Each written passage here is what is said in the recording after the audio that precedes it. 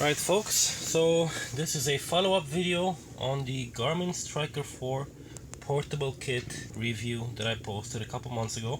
Some people wanted to know how well this sonar performs in ice fishing condition using the integrated flasher mode on the sonar, and I'm sorry about the noise in the background. There's a lot of people drilling holes with gas augers around me. First things first, this is a portable fishing sonar that has the ice fishing flasher mode integrated into it as part of its functionality. It is not a dedicated ice fishing flasher, so don't expect it to perform as such. Nevertheless, I find it does plenty good a job at performing the ice fishing flasher functionality on the water.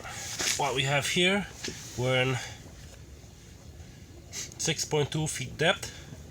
It says it here as well, 6.2, 6.3. GPS speed 0. Obviously we're not moving, we're on the ice. The transducer is mounted with the provided piece of the full noodle that comes with the kit. Everything's still attached except the suction cup that comes with it. I just took that one off. It's one screw.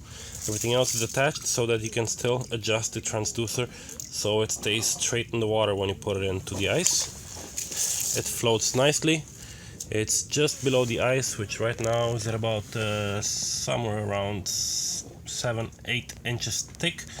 What we're using for lure for the demonstration, it's Rapala Rip and Wrap 05. Not sure if you guys can see this properly. There it is. I just dropped it in the water and let's see how it does on the screen. Right now we're in automatic range at 200 kilohertz CHIRP mode. The other mode on the transducer available is 77 kilohertz, and you can have this in regular sonar mode or in CHIRP mode. So let's see how we see my lure once I open the bail. And there you go, it just dropped all the way down. I'm gonna reel it up a little bit and play with it.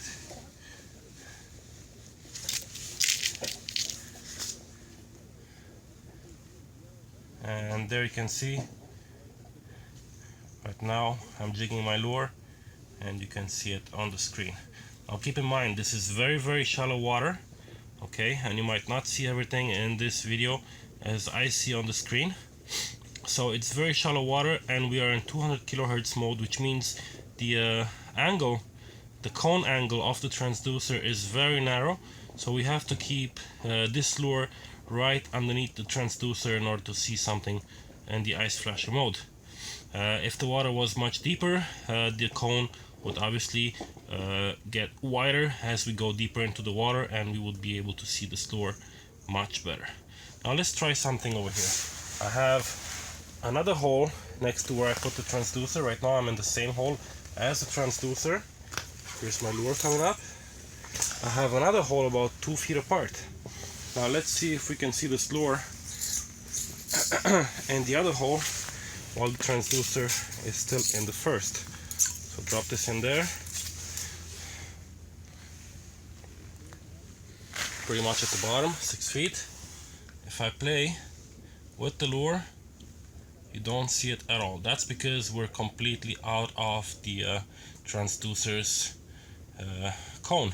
What we typically would do, and what I recommend you do when you're in such shallow water, is that you switch the mode around and you go into the settings while you're in the flasher mode.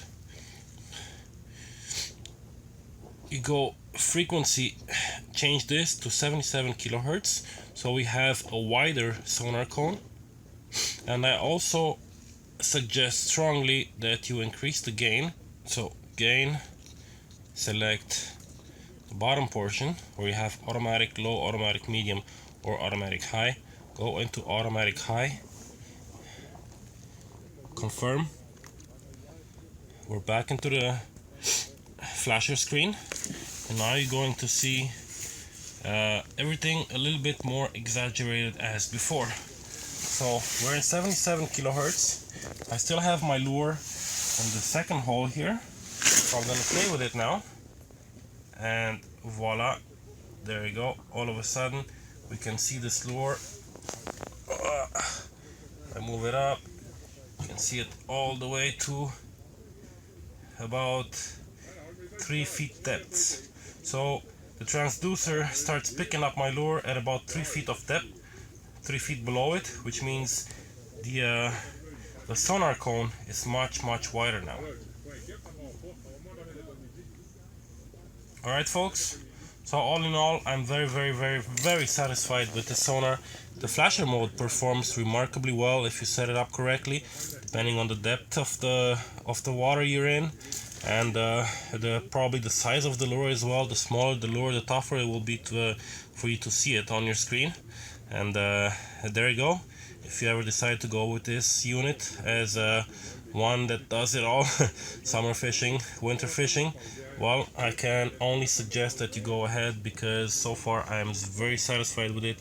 The price was good, the functionality is there, the features are there. It just keeps performing and amazing me. So thanks for watching, and if you did like this video, please hit the thumbs up or subscribe. There will be more videos following, such as this one. Thanks again. Have a good day.